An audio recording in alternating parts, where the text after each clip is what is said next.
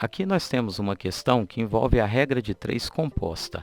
Regra de 3 é um procedimento para resolver problemas que envolvem grandezas diretamente e inversamente proporcionais.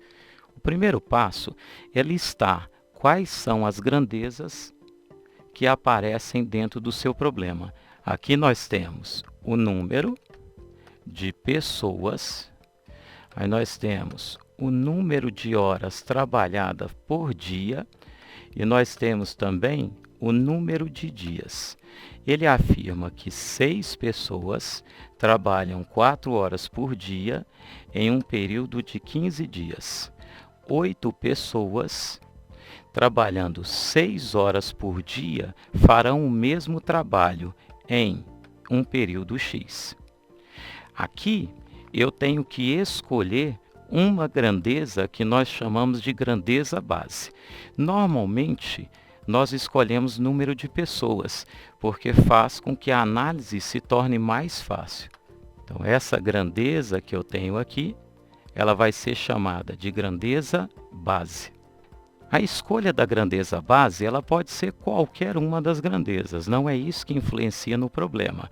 Nós escolhemos pessoas para facilitar o processo de análise. Quando você escolhe pessoas, você consegue visualizar o problema, você consegue inserir uma composição humana dentro do problema, e isso acaba favorecendo o processo de análise. Escolhida a grandeza base, o que eu faço? Eu analiso todas as demais grandezas em relação a essa.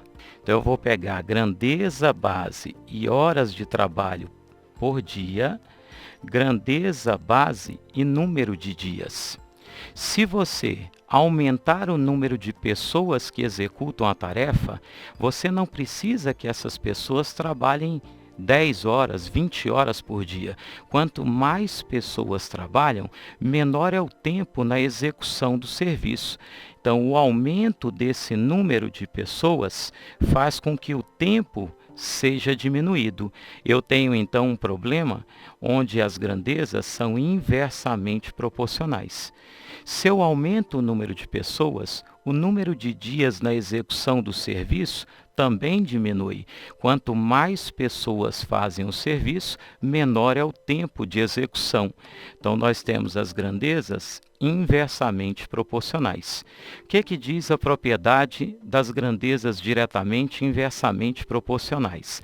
A razão da grandeza base, razão é a divisão, vai ser o produto das demais razões. Então, a razão da grandeza base, 6 sobre 8, vai ser o produto das demais razões. Nas grandezas inversamente proporcionais, eu tenho a razão inversa. Então, é o 6 sobre 4. Como a próxima é inversamente proporcional, eu tenho a razão inversa, que é o x sobre 15. Então, aqui eu posso fazer as simplificações. O meu 6 simplifica com 6, o meu 4 simplifica com 8, onde nós obtemos 2. Então, aqui eu posso escrever que o valor 1 sobre 2 vai ser o meu x sobre 15. Ou seja, o meu x representa 7,5 dias. E nós olhamos para o gabarito e lá ele fala em horas.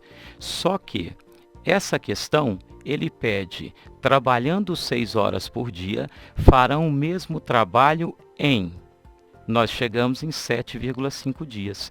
Se você converter 7,5 dias com base em 24 horas, você vai perceber que não existe alternativa para esse problema.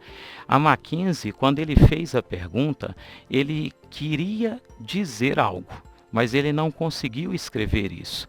O número de horas que se refere às alternativas são horas efetivas de trabalho, e ele não conseguiu escrever isso no texto.